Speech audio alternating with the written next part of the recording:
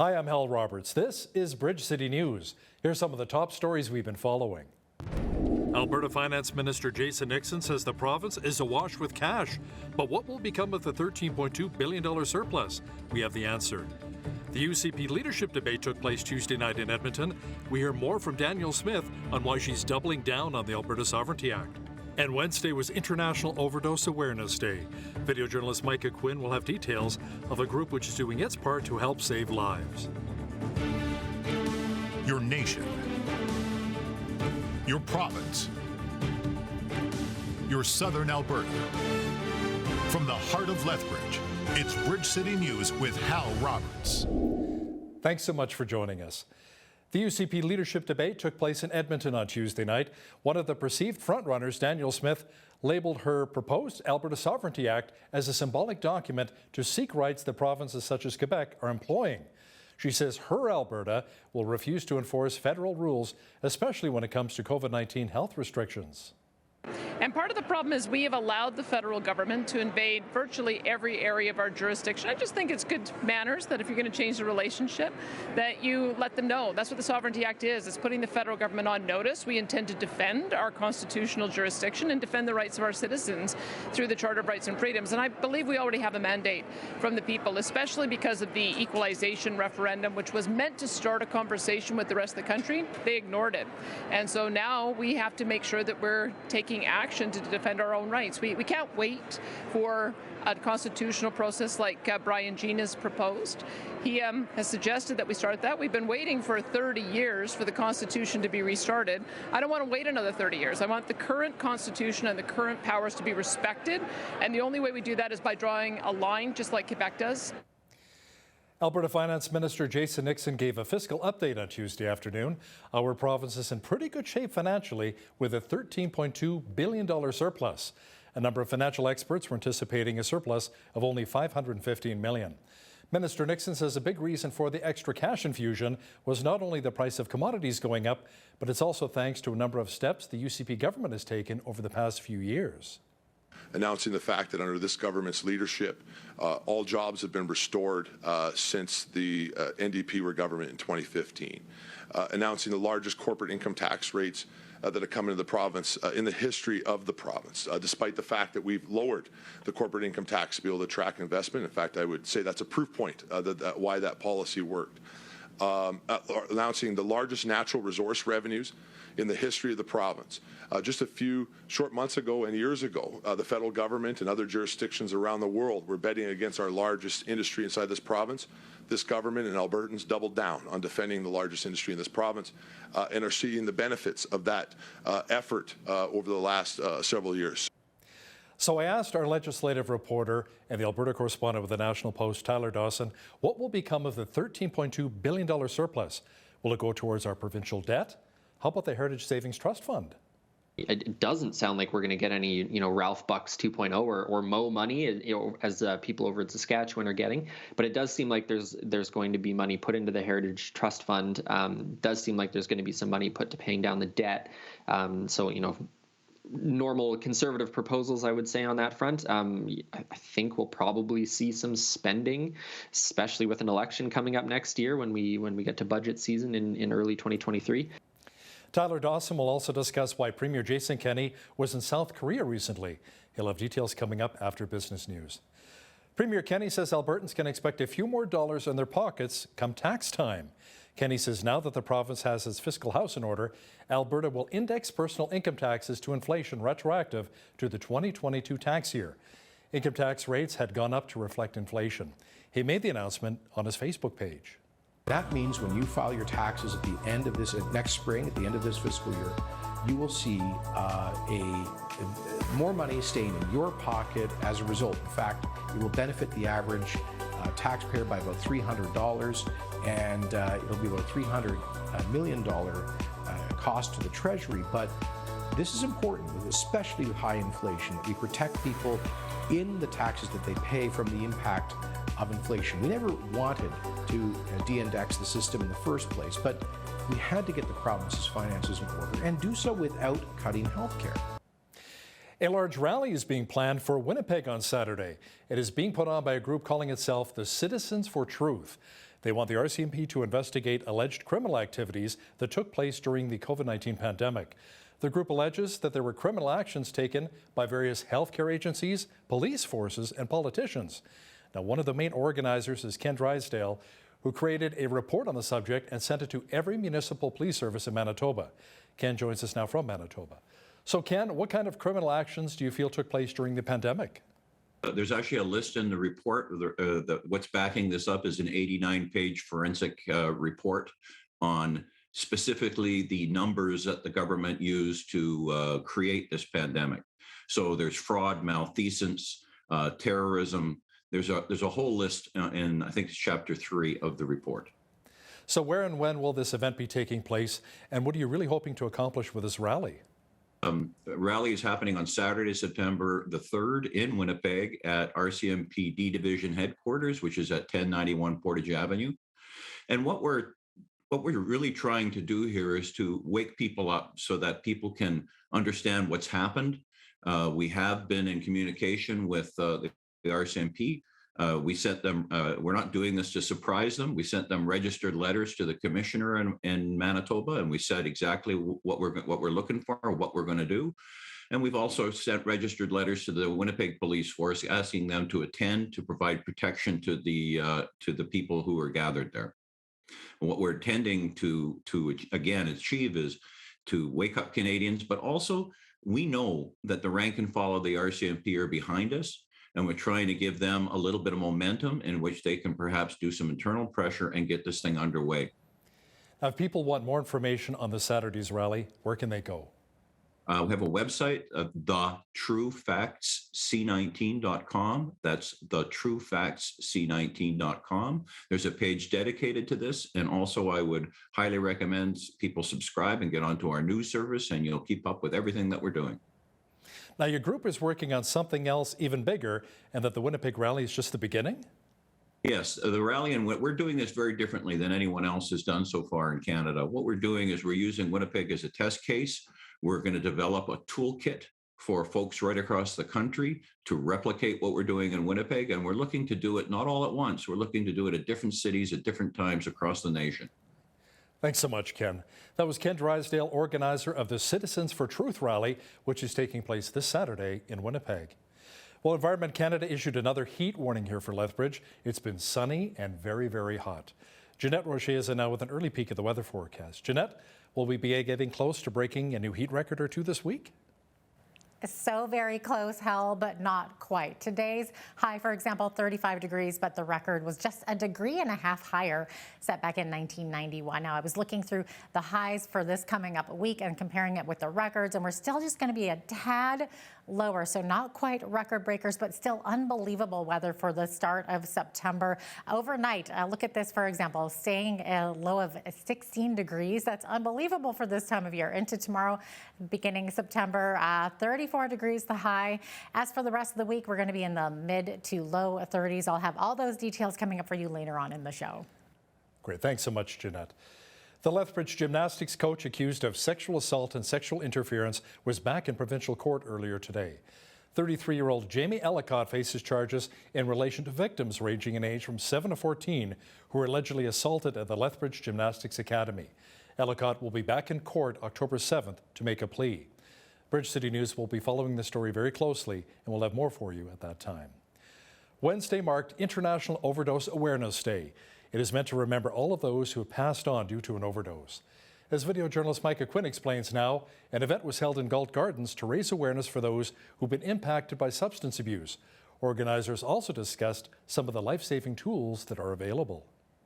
Before Narcan or naloxone is used, we recommend utilizing breathing as well. A group calling themselves the Alberta Alliance, who educate and advocate responsibly, were out at Galt Gardens on Wednesday afternoon to showcase what harm reduction is. Heidi Rinke, the outreach coordinator for the organization, says they show people how to use Narcan and naloxone kits. So with the Narcan, that is the nasal spray. So that is, we find, the most effective way. And it's a lot less invasive, to the person as well. So that is just spraying up your nose, and after 20 minutes you can do another dose if need be. And then with the naloxone, In each kit, there are 3 needles, 3 vials. Every 20 minutes, you can administer 1 shot to the thigh, butt, or into the big muscles of the body. The digital overdose response system was recently expanded by the Alberta government to allow everyone within Alberta to have access to it. According to the province, on average, 70% of opioid-related fatalities in Alberta take place in a private residence. Darren Sandbeck, the chief paramedic and senior provincial director with Alberta Health Services, says the app provides an emergency medical response to anyone who overdoses while using alone. By automatically alerting our colleagues at STARS, if you are unable to reset the alarm yourself, we are able to coordinate an emergency response to where you are. Stats from the Alberta Substance Use Surveillance System show that in 2021, there were 836 meth-related accidental overdoses and 154,271 naloxone kits were given out in Alberta. For Bridge City News, I'm Micah Quinn. This year's Whoop Up Days has come and gone, with over 23,000 guests making their way through the turnstiles at Exhibition Park. Now, those numbers were down, however, from previous years. In terms of how much revenue the city saw from the 5-day event, Mike Workington with Exhibition Park says they're still working on those numbers. This is a significantly costly event to put on. Obviously, the ideal situation would be to be able to open this up, but there's some real costs to building this level of community. It's a significant expense, and this year was a scaled back version because of the construction limitations on our site. But it's in the $1 million range at the scaled back version of what we put on. As we grow that portfolio, that cost to put this event on will increase. A community survey will be going out to everyone who attended Whoop Up Days. Workington says the survey is an opportunity for people to offer opinions on what they would like to see at future events. A new face is taking over at the United Way of Lethbridge in southwestern Alberta. Jackie Zalsak is now the executive director of the organization. She replaces Janelle Marietta, who's pursuing her PhD at the University of Lethbridge. Zalsak is a former chair of the board of directors for the United Way of Lethbridge. She says she has big plans for the organization moving forward, including the expansion of their community fund. A lot of our focus is on poverty reduction and post-COVID support and making sure that we have healthy communities. And we cover all of southwestern Alberta. And so our goal is to support many of the organizations throughout the region here. Zalsak says she started her position with the United Way of Lethbridge just over a month ago. Canadians shopping for home improvement products through the month of September are going to be given an opportunity to help out their local community. BCN's Naveen Day chatted with the staff at Lowe's Canada to find out more about which Lethbridge charities are being supported. Now in its 5th year, Lowe's Canada is bringing back its Heroes campaign from September 1st to 30th. Through this major community effort, Lowe's will match 50% of the funds raised up to $2,000 per location. This year, a total of 313 locations will support 242 charities, nonprofits, and public schools across the country.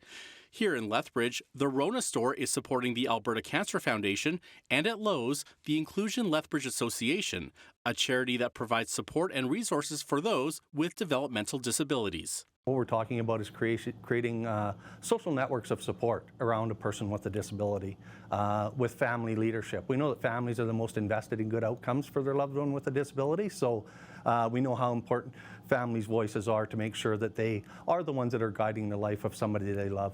No purchase is necessary to participate in the fundraiser, and the staff at Lowe's say they're going to offer multiple ways to donate come September 1st. You can obviously come into a Lowe's store or a Rona store here in Lethbridge. No purchase necessary, just go to the till or customer service, ask them you'd like to do a donation. Also, obviously, if you do make a purchase, your cashier will prompt you if you wish to make a donation, anywhere from $1 to sky's the limit. Last year, over $1.5 million was raised from customers' generosity and corporate matches. And in Lethbridge, Streets Alive Mission and Friends of the Helen Schuler Nature Center Society collectively received over $6,700. For Bridge City News, I'm Naveen Day. Ontario Premier Doug Ford met with Prime Minister Justin Trudeau to discuss health care. Ford says Ontario is grappling with a crisis in hospitals across the province, with many emergency departments having to shut down for hours and days. largely due to a shortage of nurses. Premier Ford has more details of his conversation with Trudeau. There's 4 areas that we focused on is healthcare is probably number 1 priority. Housing is another high priority. Immigration and infrastructure. Those are the 4 key areas that we talked about. We agreed that the status quo is not working. We keep pouring billions and billions of dollars into healthcare. We've increased healthcare spending since I've been in office by about $14.5 billion, and we have 50 hospitals and additions to hospitals and $40 billion, but we do have to deliver it differently. We can't do the status quo. We got to change things. Again, no matter if it's two things that stand out to everyone, including myself, catch up on the backlog surgeries. And when you go into an emergency department, you can't be sitting there for 10 or 12 hours. Tell me the tools you need. We'll provide those tools, and let's set KPIs, and let's all work together. U.S. President Joe Biden defended the FBI as the agency has come under fire and threats of violence since executing a search warrant at former President Donald Trump's Florida residence earlier this month. Let's be clear. You hear some of my friends in the other team talking about political violence and how it's necessary. Think about this now. So let me say this to my MAGA Republican friends in Congress. Don't tell me you support law enforcement if you won't condemn what happened on the 6th. Don't tell me. Dr. Christopher Essex is a professor at Western University in London, Ontario. He says there's too much virtue science taking place in Canada right now. Dr. Essex says when scientists share views on climate change or vaccines that go against government narratives, they appear to get ostracized or even canceled. He says that's not healthy when you want to have an open discussion. What is causing a lot of the problems we have right now, where we have these policies which are, I think, bordering on insanity. They're just kind of driven by people feeling that this is the right thing to do. By golly, we've got to do it right away. You know, that kind of mentality. The reason why this stuff exists is that we're not really ever giving the science a reflection of its unsettled kind of nature. So you don't get to give a fair hearing to any scientist but the ones that happen to be just promoting your particular political agenda. Dr. Essex also co-wrote a book on the subject called Taken by Storm. He'll share the details with BCN's Jeanette Rocher coming up in the second half of our broadcast. Well, if you have air conditioning, you would have really appreciated it today. Environment Canada issued another heat warning for southwestern Alberta. How long will the hot temperatures last? Full weather details are coming up.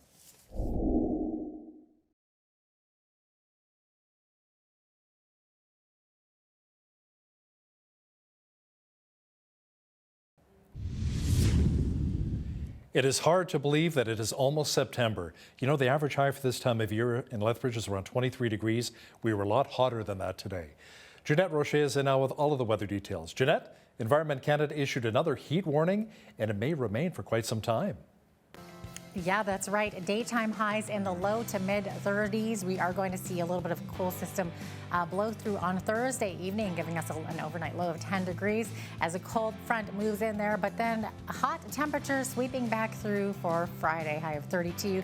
And then coming back at us on the weekend again, 34 degrees, the high for Saturday, Sunday and Monday sitting at 32 degrees and a high of 31 for next Tuesday. Sunshine all the way across the board. Hard to believe for September. Average high for this time of year, 23.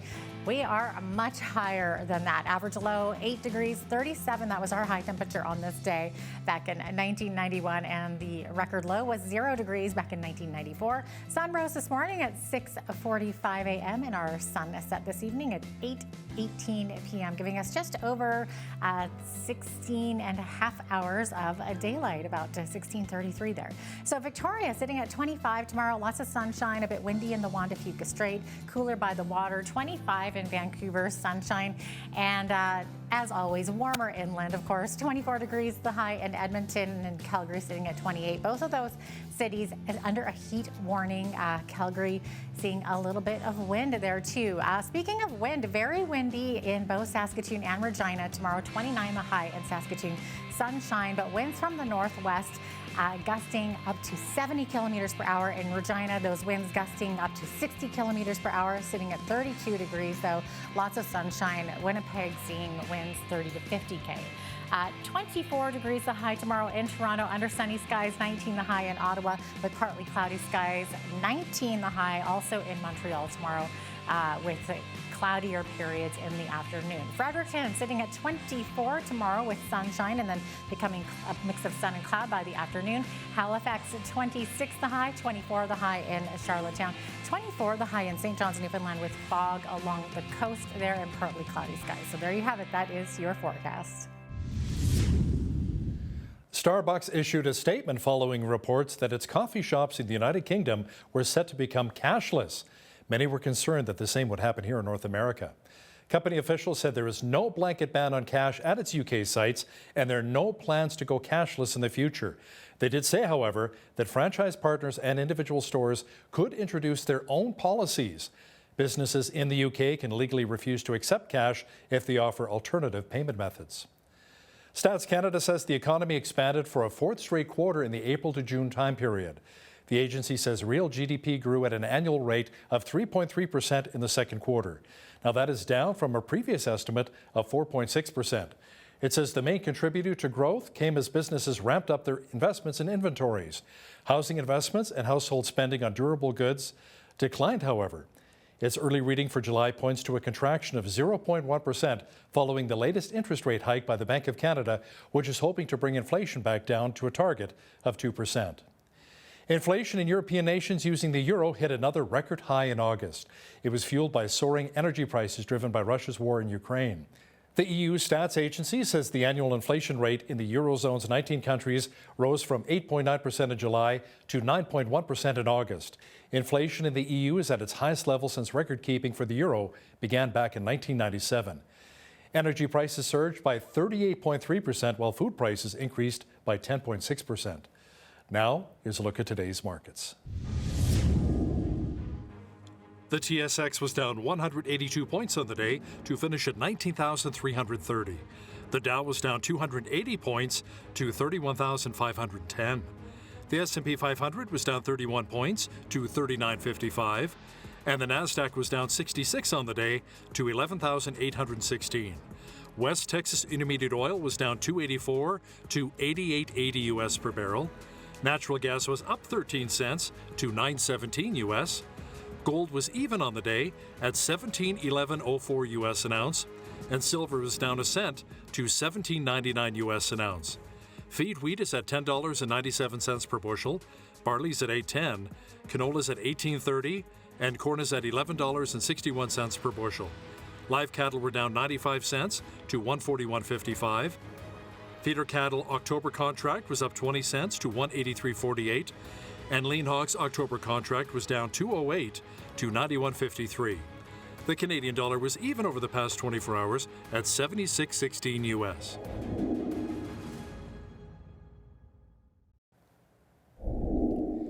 Recapping one of our top stories, the Alberta government is swimming in cash.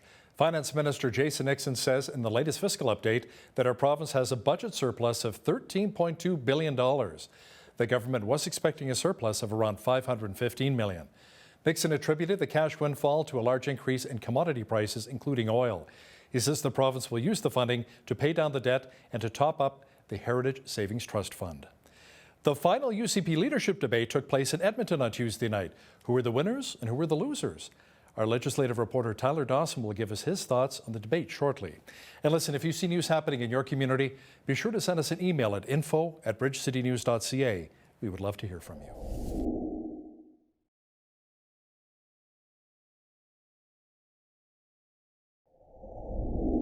The final UCP Leadership Debate took place in Edmonton on Tuesday night. The 7 candidates covered a wide range of topics from energy to policing to healthcare and education. To talk about this in more detail is our legislative reporter, and the Alberta correspondent with the National Post, Tyler Dawson, who joins us from Edmonton. Tyler, apparently the debate did not go so well for Danielle Smith due to the format, but it did go fairly well for Travis Taves and Rebecca Schultz. Yeah, the debate overall was a pretty interesting sort of setup. And the important thing is that candidates were sort of assigned a topic, and they were given an amount of time to talk about the topic, and then they got to pick who they were going to debate. So say it was, energy, and they would get to pick Travis Taves or Danielle Smith or whatever. But the interesting thing on Tuesday was that only one person, I think Rajan Sawhney, picked Danielle Smith as their sort of debate partner. And then all the candidates had these little placards that they could hold up and they could intervene and get their say in. But the sort of net effect of it, I think, was that Danielle Smith, the front runner in the race, did not actually get all that much time to talk, perhaps in comparison to some of the others. Certainly that's what it felt like. And when she was asked about whatever, she would then try and pivot that back to her sort of core point, which is the Alberta Sovereignty Act proposal. So it was sort of an interesting format. It made for a relatively civil debate and a relatively thorough discussion of the issues. But it was, sort of sitting in the crowd watching, it seemed like there was a little bit of tactics at play as the other candidates picked who they wanted to discuss these various issues with. And as you mentioned, Travis Taves came off quite strongly in the debate on Tuesday, and Rebecca Schultz as well, and Rajan Sawhney too, all sort of made, I think, a bigger splash than maybe people would have expected. All that aside, this is a bit of a ramble, but all that aside, the person who got the hoots and the hollers and the wild applause was certainly Danielle Smith when she did get the chance to speak. So now the discussion of Alberta autonomy or the Sovereignty Act came up again last night during the debate, as you mentioned. Why would it be brought up when our economy is doing so well right now? Well, it's sort of an interesting question, and I've been wondering about that for a couple weeks because I talked to Preston Manning a couple years ago and said, what is it that sparks this sort of thing? Why do we have these flare-ups of alienation? And he said, it's economic, it's economic, it's economic. And obviously it's not particularly economic at the moment because things are going well, even if this recovery is maybe not as sort of broad as some of the ones we've seen in the past. But the people I talked to and what I've heard in the debate and all that stuff is that really there's sort of two things happening. The first is sort of this hangover from the Trudeau Liberals and the policies from sort of like 2015, 16, 17, 18, 19 that sort of led to this last flare-up, Bill C-69, Bill C-48, carbon tax, these sort of issues are still lingering. And then the other thing is the COVID-19 pandemic and sort of simmering resentment, I guess, over those decisions. Even if they were largely provincial decisions made, there's a lot of frustration, I guess you could say, about that among the UCP base. And of course, the other thing is that, sort of since time immemorial, 120 years, politicians in Alberta have had pretty good success running against Ottawa. So, you sort of take all those factors together, and it sort of makes sense that we are seeing this now, even if it's relatively good economic times. And of course, it's been ratcheted up even from what Jason Kenney was talking about just a few years ago when he was running to be leader and running to be premier of the province. There was a split between the candidates when it came to supporting a provincial police force, Tyler. Smith and Taves were both in favor. In your opinion, who was against the idea? Well, Rebecca Schultz and Rajan Sawhney were probably the most outspoken against it, and Brian Jean is sort of straddling the fence, I would say. He basically was like, look, I don't think we can do anything that's going to reduce the number of police officers, and perhaps we can let municipalities make their own choices. Perhaps, some town wants their own police force, another town wants the RCMP, so he's, maybe proposing a bit of a hybrid model.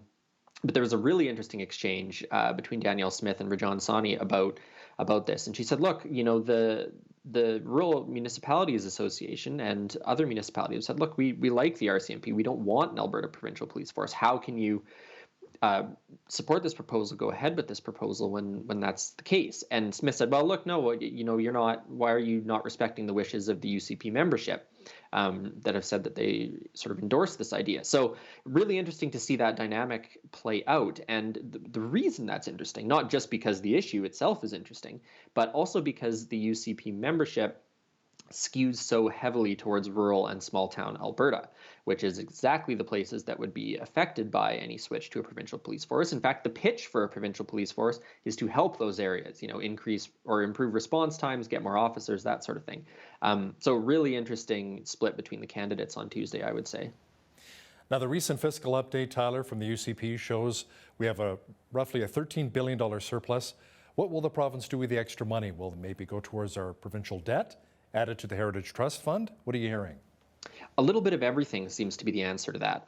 It doesn't sound like we're going to get any, Ralph Bucks 2.0 or Mo money, as people over in Saskatchewan are getting. But it does seem like there's going to be money put into the Heritage Trust Fund. Does seem like there's going to be some money put to paying down the debt. So, normal conservative proposals, I would say, on that front. I think we'll probably see some spending, especially with an election coming up next year when we get to budget season in early 2023.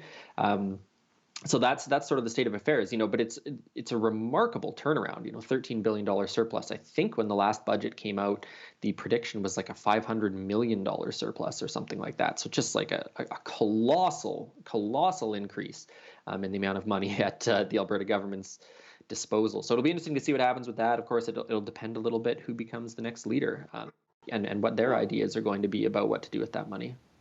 Premier Kenney announced the province would be re-indexing income tax. So Tyler, how does this work and how will it really benefit Albertans? Sure. So there's obviously a handful of income tax brackets in Alberta. That first one is sort of up to $29,000 that you get tax-free. And so in the past, those brackets moved up every year. So let's say the first bracket was at $29,000. Maybe next year it would be at $30,000, $30,500, something like that. So what the government did is it de-indexed it. So those brackets did not bump up with inflation. However, people's salaries and wages do continue to bump up in that same period of time. So the net effect of that is that people are paying more tax into the federal or into the provincial government. And when they made this change, it was sort of explained as, look, we need money. We are not going to introduce a PST. We need to raise revenues in other ways so that we don't have to cut services. This became a major sort of flare up for the UCP, a major talking point for the New Democrats. And they'd sort of promised to re-index it when things were looking better. So that is now what's happened. It's going to be retroactive through 2022. So people's taxes this year and moving forward will be slightly lower than they were in years past. I think the prediction is that it'll amount to about $300 in savings per Albertan and about a $300 million hit to the Treasury. But of course, with $13 billion sitting around, $300 million is pennies. Yeah, I mean that's really supports the Alberta advantage and maybe will fall in nicely with Kenney's spiel of getting more people from Toronto, Vancouver to move to Alberta. Because we have such a labor shortage here in so many different industries.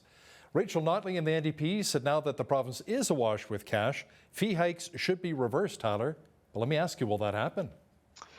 Oh, that's a good one. It didn't come up in the debate actually, and maybe it's a niche issue, but certainly like the parks fees, for example, did make quite a splash when the UCP introduced them. So, it's possible. I wouldn't say it's likely, but certainly the point of it is sort of that the New Democrats now have a great attack on the United Conservatives. For the last few years, they've been able to say, we can't spend on this, we need to cut this, we need to de-index this, because we're in a bit of a fiscal crunch. That's no longer really the case. Of course, there's tons of debt that could be paid down, but the New Democrats basically saying, look, we have all this money, why are we not doing more to help people? Why are we not getting rid of these fees? Why are we not increasing benefits to families?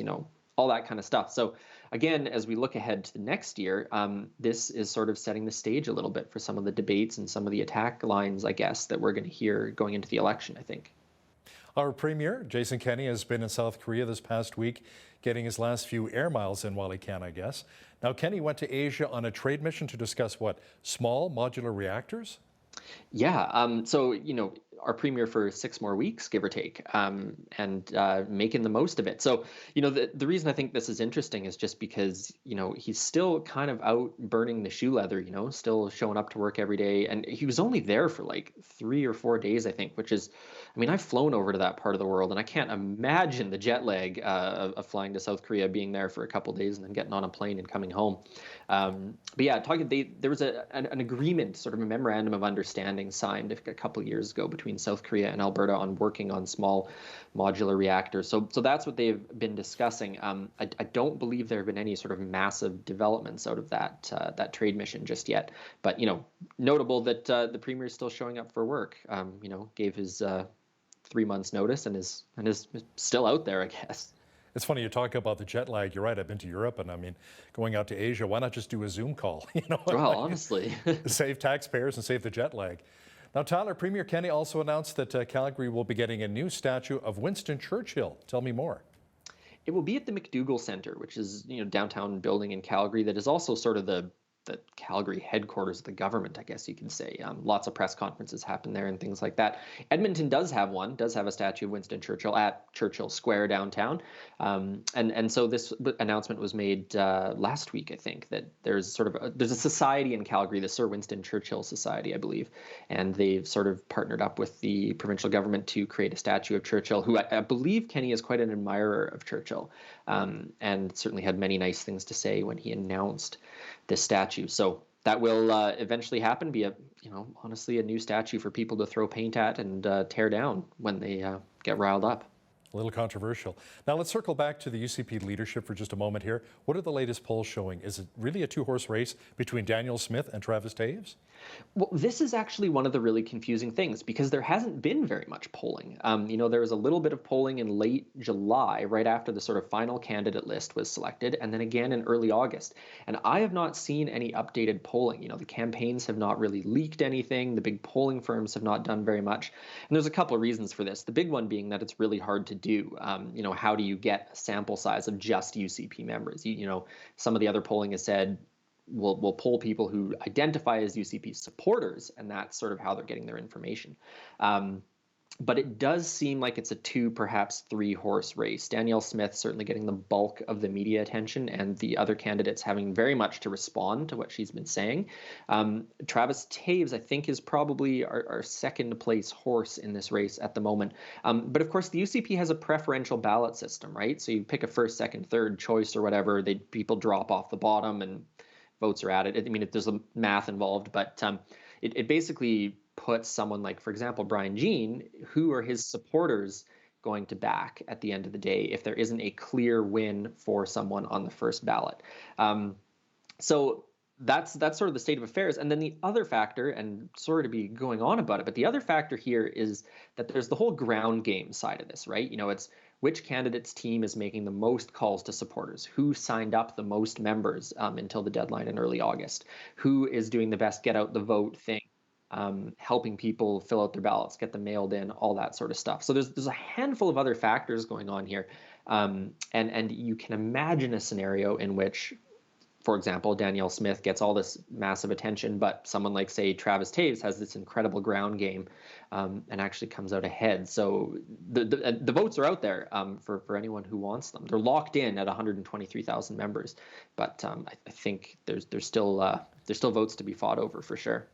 So how much has Rona Ambrose, former Harper cabinet minister, really helped Rebecca Schultz in her campaign? Well, again, it's hard to say because of the lack of polling. However, talking to a couple sort of party people, they've been impressed and pleased with the splash that Rebecca Schultz has made. She does have that high-profile endorsement. She has got some media attention. She is visiting and knocking on doors and doing, sort of all the stuff that needs to be done. The thing that someone said to me the other day about Rebecca Schultz is that she's sort of the face of the future of this party, and so the impact that she's made is going to be important for the party sort of down the road, whether she wins or does not win this race. Just someone like her being competitive in this race is good for the party. So in some ways, I think her impact remains to be seen in some ways over the sort of medium term. And Tyler, the UCP will be choosing their new leader on October the 6th. That's right. It'll be announced down in Calgary, be a bit of a party, I expect. And then just a couple weeks, I think about 3 weeks after that, they're going to have their annual general meeting up in Edmonton. So there should be a busy October for the United Conservatives as they crown a new leader and look ahead to what's next. Legislative reporter and the Alberta correspondent for the National Post, Tyler Dawson, thanks so much for joining us today from Edmonton. Always a pleasure, Hal.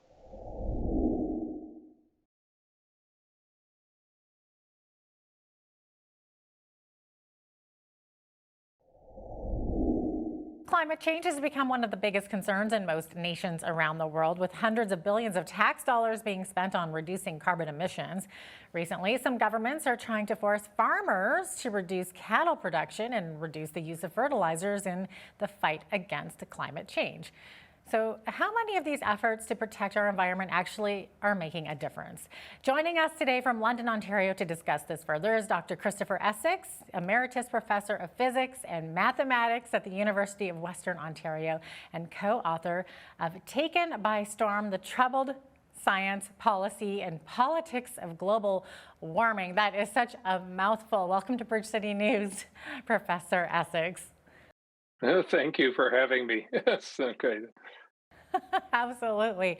Okay, you got quite the background there with math and physics. That's way beyond the scope of anything that I'm capable of doing. It's okay. I won't hurt anybody. That's okay.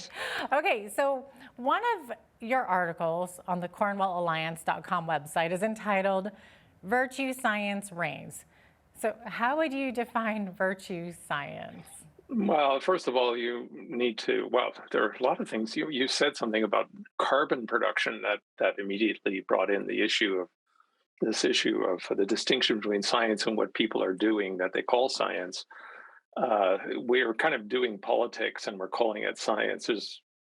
The science gets meshed in with everything, and a common view is to think of science as a kind of substitute for religion, which it's not.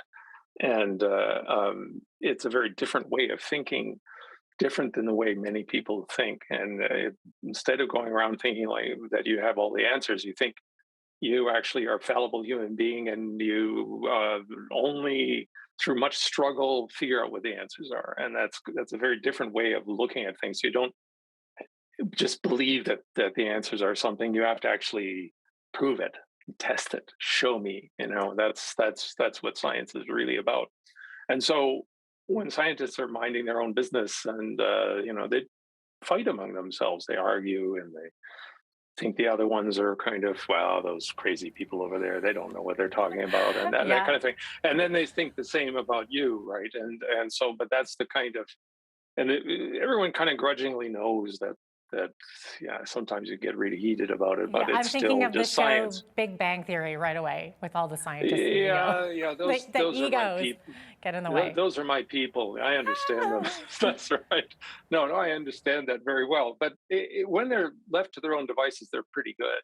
They're fine. But then some external power comes in with lots of money and prestige and recognition, and it starts picking and choosing which particular faction in the scientific disputes is the one that they're going to promote. And that's kind of what we've been living through. We've been living through this world where people have a kind of an image in their minds, and they try to impose that on the world. So they're violating the basic scientist's idea that, well, we can be fooled very easily in the natural world. No, they know what the answers are, and they then choose some scientist who agrees with them or some group of scientists, and then they reward them, and the other scientists basically are driven off, and you never hear of them again. And I'm kind of in the latter category. I've never heard from again.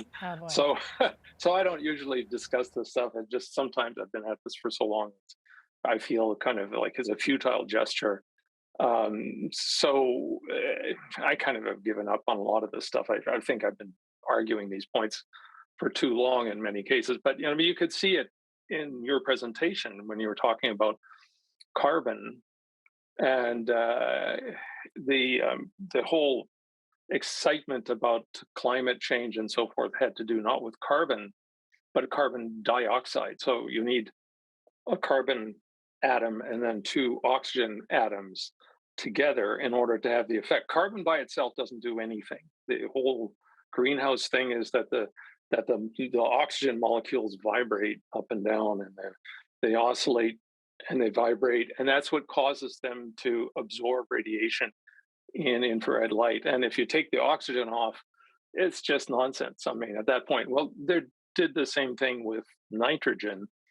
The nitrogen all by itself doesn't really do anything greenhouse wise, but if you put oxygen onto it, you have different versions of nitrogen oxides. But the one they're particularly interested in is nitrous oxide, which is two nitrogens and oxygen. Let me ask you this. So Dutch farmers have been protesting their government's plan to force farmers to drastically reduce that nitrogen emission by reducing the use of fertilizers. So government officials are insisting that this will help save the planet from the effects of climate change. So can you tell us if this is good science, or is this what some refer to as this virtue science?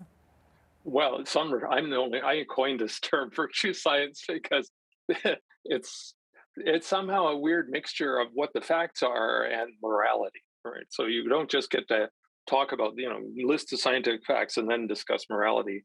No, somehow it becomes a question of what you are saying scientifically becomes a moral view, and so you can't really go in the scientific way and ask for input from lots of viewpoints, and then now you have all the facts on the table. Now let's make a decision. It's more that something is just asserted, and so that's what. And when you're wrong about this, which you can be wrong in science all the time. I can be wrong. Everyone can be wrong. You're not just wrong, you're worse than wrong because you're immoral, right? So that's the idea. And so the whole Dutch farmer thing, I feel very sorry for them. I feel bad about they're trying to do this with Canadian farmers as well. Trying to say that because nitrous oxide absorbs in the infrared, that somehow has a cumulative effect with all the other gases that absorb in the infrared. And it doesn't work that way. That's not the way a radiative transfer problem works. Okay, so hypothetically, if the government of Canada were to ban cattle and completely ban all fertilizer use, how much of an impact would this have on our environment? Environment is a kind of vague word, but in terms of the actual greenhouse thing, I don't think it would make much difference at all, because you can take nitrous oxide and put it in or take it out of a model, and it won't make much difference because water molecules are far more important than all those other ones together. And the only reason why we even talk about CO2, not carbon, CO2, is because its 15 micron band lines up with a small hole in the very intense water vapor spectrum in the infrared. And so if that hole wasn't there, you probably would have never heard of carbon dioxide. So water vapor basically dominates everything else. So if you put nitrous oxide in or take it out of an actual radiative convective model, which I have done, it doesn't really make any difference. And the same thing with methane, which is CH4. There's no water vapor window for cow farts, as I said in this article. So I don't see that there's any. This is really about morality more than about actual science. And I looked at someone referred to the Canadian government website, and they're talking about it. And they're talking about the individual molecules and the number of molecules and everything. And that's totally irrelevant. It's a question of what region of the infrared spectrum that it occupies. And so this just doesn't do anything.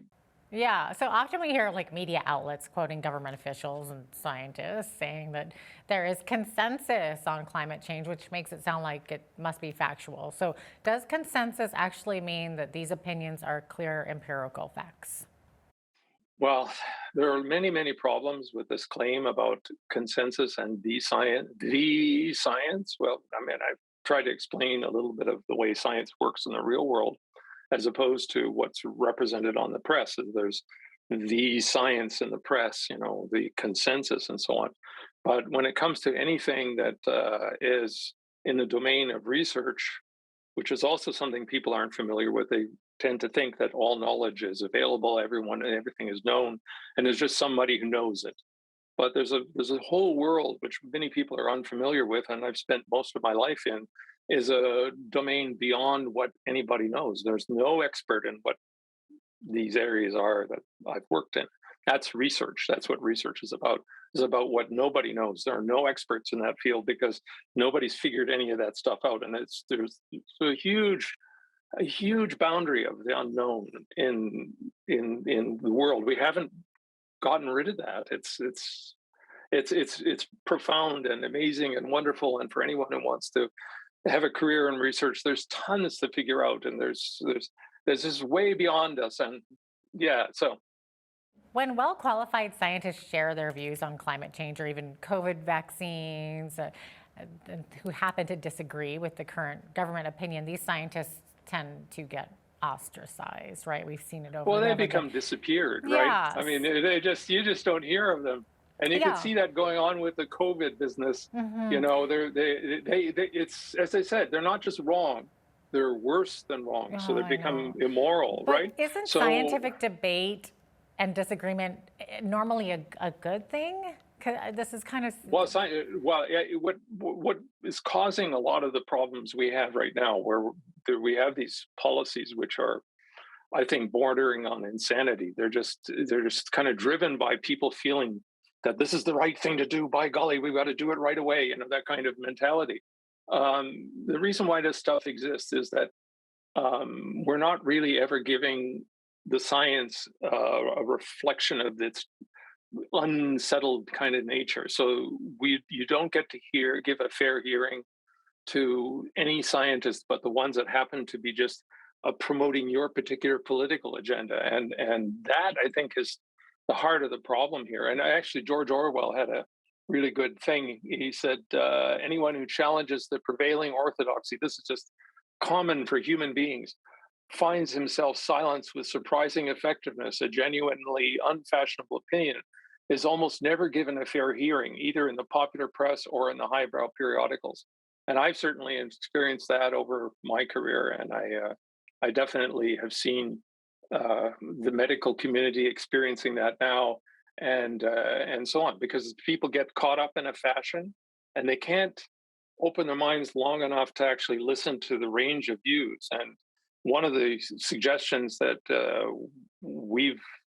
myself and my co-author for the book you mentioned, Ross McKitterick, have suggested is that it's really obvious. You could create two teams, one team saying one thing, saying the other team saying the opposite, make their case, and then they swap explanations, and each does a critique of the other person's or other faction's views.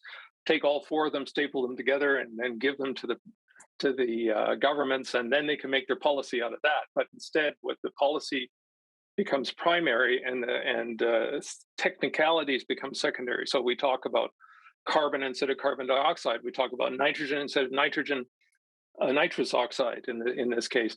And you can see the weird way this goes, because H2O, which is water, we could say, if we drop the oxygen, we could say that the oceans are made out of hydrogen. You know, I mean, it would be the same logic, right? I mean, but we don't do that because water is not something that has to do with morality. It's not something that capitalism is creating or something like that. So we don't drop the oxygen there. Yeah. So it's really weird. Yeah, it is. Like, this is kind of a loaded question, but we keep hearing reports that global temperatures keep rising and that this will have dire consequences for our planet.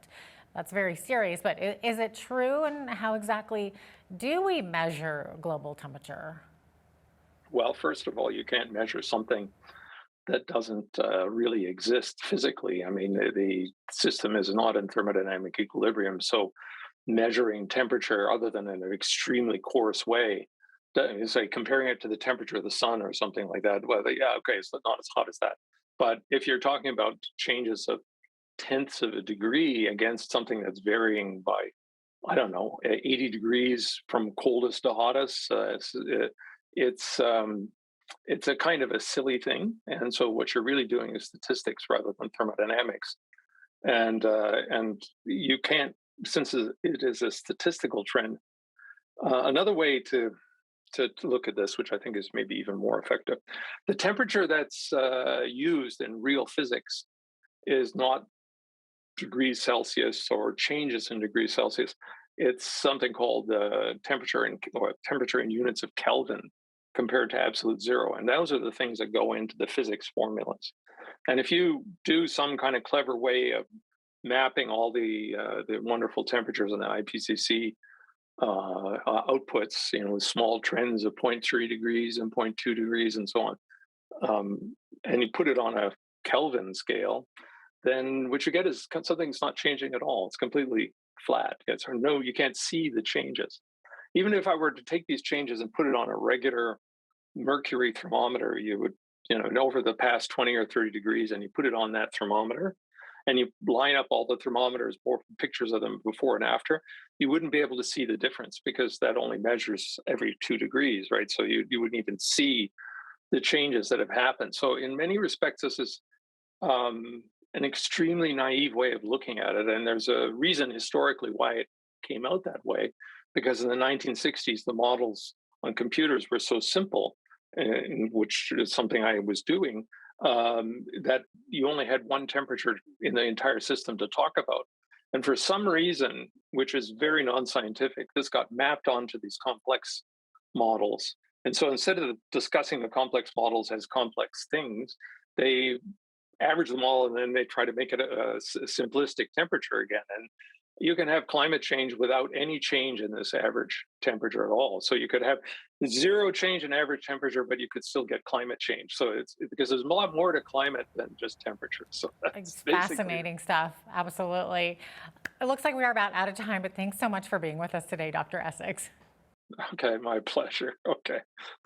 I appreciate having you on. Dr. Christopher Essex is Emeritus Professor of Physics and Mathematics at the University of Western Ontario and co-author of Taken by Storm, The Troubled Science, Policy, and Politics of Global Warming.